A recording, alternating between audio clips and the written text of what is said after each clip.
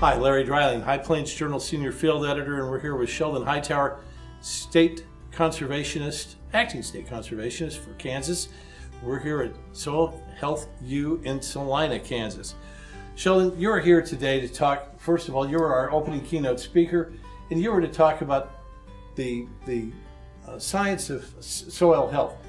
You initially were talking, though, about how we can move instead of downward in terms of our working with the soil to moving it upward toward helping us make a better life for everyone here in the world in a global challenge of feeding the world. Talk about that a little bit. Basically, on that, Larry, is that when we look at as far as the upward trend is that there's various soil health management practices that can get us there.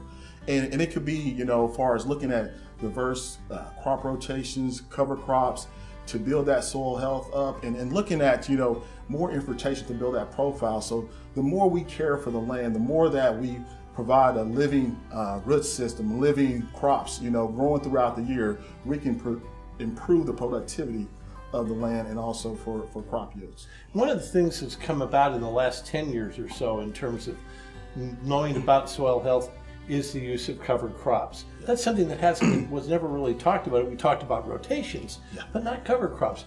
How did that come about, and where are you standing, the folks at NRCS, about that kind of thing? Well, the cover crops really took off about 2 or 3 years ago when we announced this soil health movement within NRCS, and being able to provide some adequate resources and looking at various resource concerns as far as compaction problems and allowing folks to look at various conservation programs as we identify resource concerns to participate, to provide a training mechanism to look at various cover crops as far as on their land.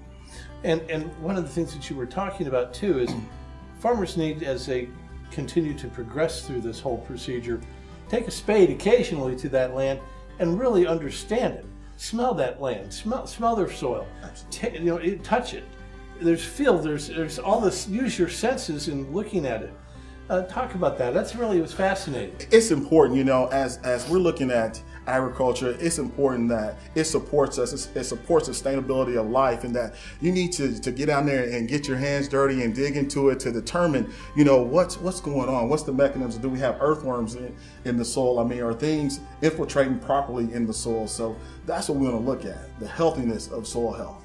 And we have to develop this because we still are having to be, even though right now prices are down and all the rest of that sort of stuff, we're still having to be the leader in trying to feed the world.